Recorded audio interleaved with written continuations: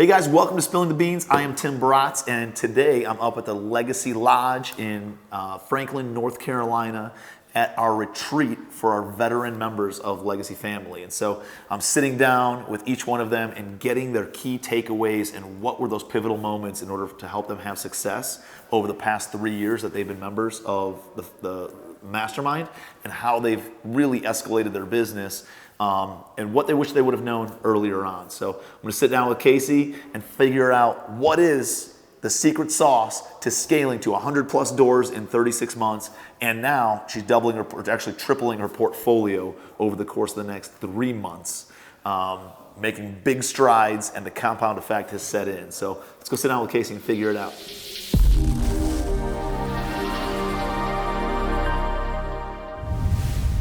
Kaci, hello. Hi. How are you? I'm good. How are you? Thank you for being here at the 3-year member retreat for Legacy Family. Yeah, this was a rough week. I know we had to struggle through a lot of late nights and drinking and bonfires and amazing food, real great estate ideas, too much Mm-hmm. food, and all of the above, right? And company, you know. Yeah. But and by the way, this is spilling the beers because it's late enough where I can start pulling out beers. But what I'd like to do is, like, you guys have been part of Legacy Family since the beginning, Mm-hmm. and you've had a lot of growth in your own business. You've had a lot of setbacks in the family side with sicknesses and stuff going on this year. It's always derailed. Life happens, you know. Yeah. And so I want to talk about some of those things of one, how'd you become a business owner? How'd you get into owning real estate, and what does the portfolio look like today? What's it like maybe working with family? I know that's always a fun topic. Mm-hmm. Or what kind of advice would you give to somebody who works with their family or is thinking about working with their family or their friends or whatever? Okay. And then I want to know some of those like pivotal moments, ideas, strategies, connections, relationships that really were jumps forward for you, right? Like really was like, oh wow, I went from here to here in a single leap because of this or that, or somebody that you looking at yourself 3 years ago, this is what really made the impact for me. So let's start out with, how'd you become a business owner? So my dad had retired. So I partnered with my dad and my brother. He retired lump sum with his engineering job that he worked at the same company for 40 plus years. Mm-hmm. So he did it the old way. And so he had, some great money. So I was always, Dad, we should buy a rental. We should buy some real estate. With his money. Yeah. What motivated you about buying a rental? What motivated you about getting into real estate? Because your background's in nursing?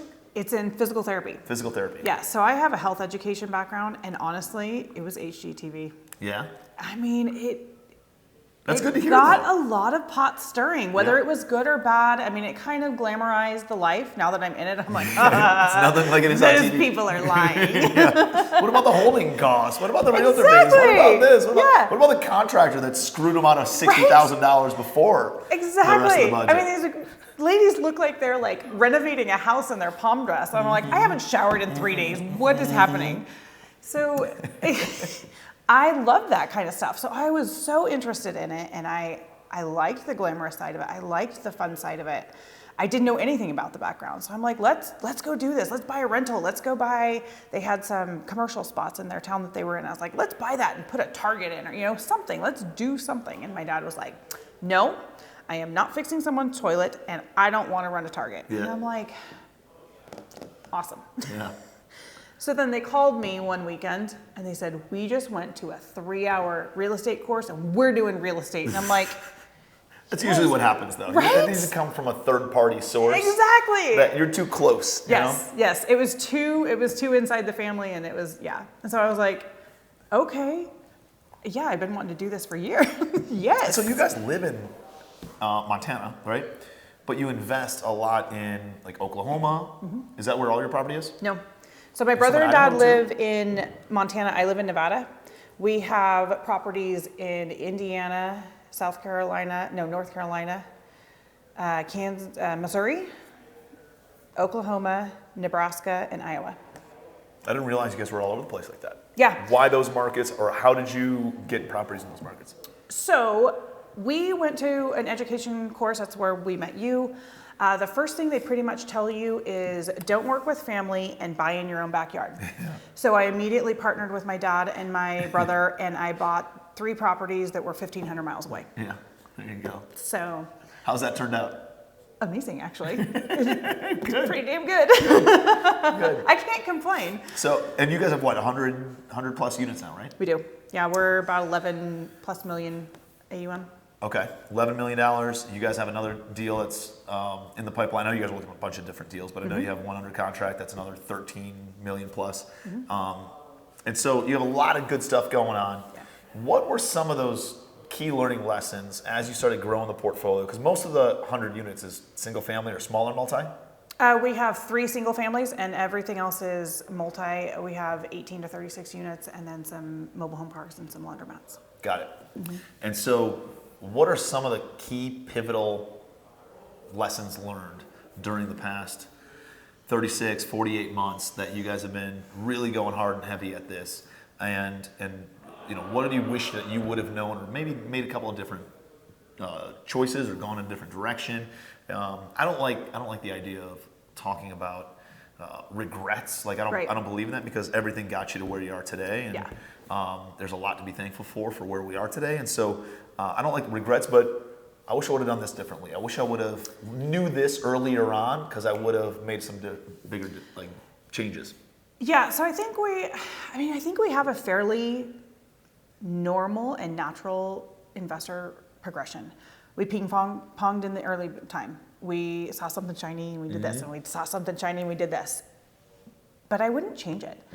We learned a lot about this, and then we learned a lot about this, and then we applied this over here. Yep. And we applied some of this. So I really honestly wouldn't change our little squirrel moments, because it all added value in the end, and it's all providing value in our current situation. And you know the biggest for me, because we all have those squirrel moments, right? Yeah. We all chase that stuff because we think the grass is greener, and that was the lesson that I learned, is that the grass is not greener. And that's exactly, it's never greener on the other side. Exactly, and that's exactly where this was going, was that I would have dug my heels in sooner. Like, still have the squirrel moments, but pick a damn lane to stay in it, because you can be really good in that lane. But if you're wasting 3 years over on this squirrel, this lane is empty, and you're not feeding that source. So well, it's just different grass. It's not saying any one of the grasses is better. They're just all different. They all need watering. They all need fertilizer. They all need sun. They all need protection. They all good soil. They all need that. And if you try to water this one, then it's not like you can water both, right? You got to pick one. And so if you water this one, then this one's not getting watered. And so you need to select one that really resonates with your skill sets, with your long-term goals, right? And I would say those 2 things at the most. Absolutely. And you focus on that, and then you lean into it. Yeah, and it's so easy to, especially in the beginning when you are trying to figure out what you want to do. And we sat down very early as a team, and we wrote down our goals. We wrote down our core values. We wrote down, and we had the big starry-eyed goals. We want 5,000 units. We wrote the goals that we thought were the goals, and are not. I know. Based on never other looked things. at them again. Yeah. We've looked at them again, but they are so different now. Yeah. I mean, we learned how to set the right goals, but they were those starry-eyed goals. And you know what? That's what you do in the beginning. Yeah. And you live and you learn, and it's not wrong. It's not bad. It still gave us a direction to go, and I think that's been my biggest eye opener, because I've never hosted an event that was only people that were in my network for 3+ years, right? It's always been somebody that is new, or somebody that just joined, or something like. And so this has been a very different event for me personally, because the types of questions, the types of things that we're talking about, the things that they're just totally different. They're very different questions. They're very different perspectives. They're very different. I don't need that, or I this is what really matters to me, and I don't need it's all of those things all came to fruition with the questions upstairs, and it was like, wow, like it's really eye-opening to see the wisdom that comes once you've been in something for 3 or more years, and you've been around the block a few times, and you really understand what the higher priority things are in life. 100%, because upstairs we talked for 2 hours. Everybody went around the room, and it was amazing to me how little investing was talked about. It, like, nobody really was like, I need more doors, or whatever. I mean, we complained about insurance. Sure did. But I mean, it just when you get to that higher level, and you really figure out what's important and what the right goals and the right focuses are. Yep. So what would you say the next 12 months does look like for you guys? Like, I know you're taking out some deals in Q1. What about the next 9 months after that? So we have a property that we're working on stabilizing now and refinancing. So we're kind of navigating that road, because that's kind of a mess right now with the rates and just the banking world as it is right now. But then we're going to take down this other one. So after that, I think really honing in on polishing what we have. And yes, we have some deals coming on, and we'll always keep that funnel open. But if this year has taught us anything, it is to appreciate what you have. Yeah. And we have enough. Yep. I mean, if we never buy another door, we're fine. But we can always make those doors better. Yep. So I think this year I'm gonna, and I do. It takes a lot of swallowing of, not swallowing of pride, but like kind of swallowing of ego is what I would say. Swallowing of ego of like, I don't need more doors. Like, right. Like, that's such a wise thing. But until life happens, unfortunately, most people don't understand or prioritize, or they let the ego drive them in a lot of ways, and it's and it can blur the vision. It can blur 100%. What really matters, and you're like, why did I do that? Right? Why I didn't need that. It didn't make anything different other than make it more difficult, or right. I don't create need more stress, or create more headaches, or create more I don't need a bigger job. time. I need to do my job better. And if I can do that job better, I can get my time back, and I like that. I was able to take a large amount of this year off and refocus my time and energy, and I wouldn't change it for anything. Yep. But I can do that now with more doors in with a laser focus. Yep. I love it. So 3 years in Legacy Family, what has been like the aha moment, the aha philosophy, the aha thought process, the aha, connection, relationship, idea, strategy? Give me something that's really this has been the biggest thing that's changed my life over the past 3 years in Legacy Family. So we had done some education events, some big some big conferences before, and when we came into Legacy, I was like, okay, we're going to go to another conference, we're going to learn some shit, we're going to meet some people, we're going to have a good time in whatever cool place, because you have them at terrible places. It's a terrible time. So we're going to go have a good time, and then we're going to go home, and we're going to just keep grinding, that daily grind. I was dead wrong. Like, these conferences, the relationships you build, like, they're not surface relationships. They are not a Facebook group. Like, every person upstairs, I have their phone number.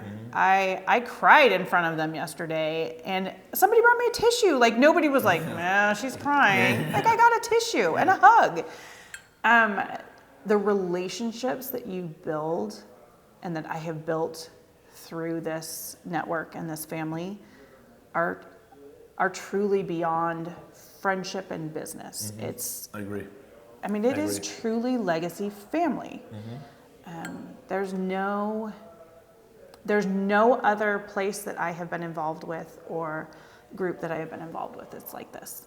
No, it means a lot. It's so that means so much and carries so much weight when you say that, because that's how special it is to me too, right? And so to know that that's the amount of value and the amount of depth in the relationships that other people have, and they carry that with them, and like there's people who just fall on a sword for each other in this legacy family mastermind group that we have, and it's such a powerful, and it takes on a life of its own, right? Like early on, it was like, okay, well, maybe we can generate some deals by having some education, right? Maybe we can raise some money by having, and then you see as the person who runs it, how much of an impact it makes and how much fulfillment it brings when you hear these amazing stories of how people have changed their lives and changed their ability, right, to not have to go and build somebody else's wealth, or not have to go to a job 40 hours a week, sit in a cubicle, sit in traffic,